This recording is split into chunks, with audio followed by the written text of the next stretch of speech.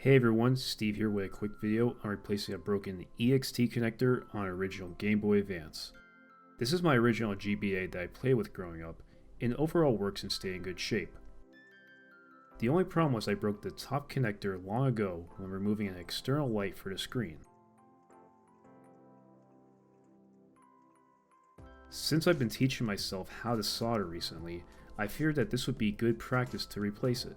For this video, I'm assuming most viewers understand what soldering is and the basic tools required to help speed things along.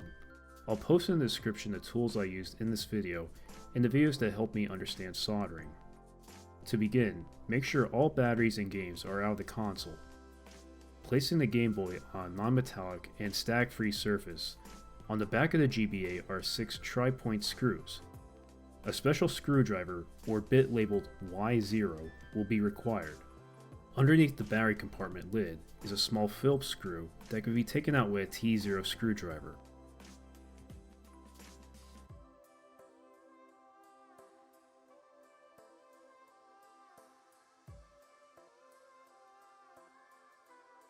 Carefully removing the bottom of the case, the plastic edges, power switch, and top bumpers can be removed since we're taking the board out of the case. At the top of the case, a ribbon cable connects the screen to the logic board. Moving the connector tabs out with either your fingernails or a plastic spudger will disconnect the ribbon.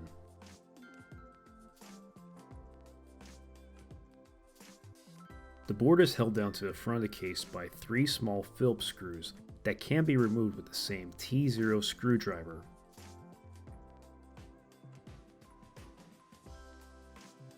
The board can now be removed from the case safely. With the casing safely on the side, we can start unsoldering the EXT connector. The connector is soldered to the board by 6 pins and 2 supports. Grabbing some solder wick and setting up my soldering iron to reach around 650 degrees Fahrenheit, I began removing the old solder.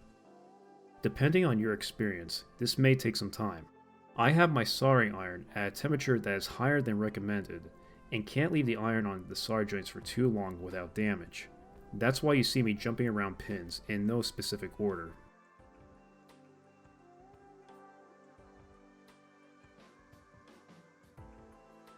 Also a pro tip, whatever you do, watch your positioning with the soldering iron. I accidentally melted part of the plastic to the cartridge port, but luckily the pins were not damaged. Eventually I got enough of the solder off and rocked the connector in a back and forth motion in order to remove it.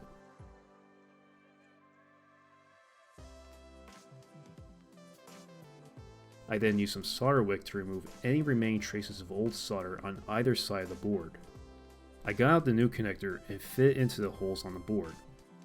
Make sure the connector is sitting flush with the board before soldering, or else the board may not fit correctly in the case. From here, it's just heating the solder pads and using a little bit of solder to make sure each pin is secured to the board and not creating any joints with other pins.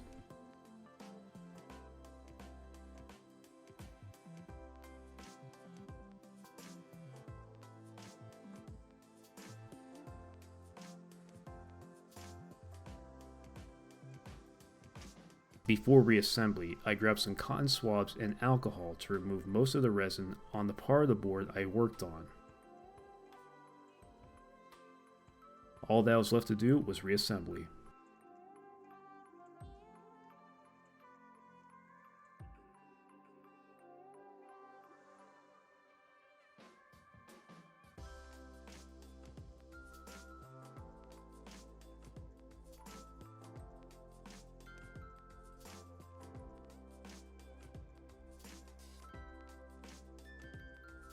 With the Game Boy reassembled, I connected a light to the new connector and turned it on with Mario Kart. It worked as expected. Hopefully everyone viewing learned how to recreate this quick repair and avoid making the same mistake I made with melting part of the cartridge port. If you take your time, use decent tools, and have the correct replacement part, everyone can do this. So that'll do it for me. This is Steve signing off, and thanks for watching.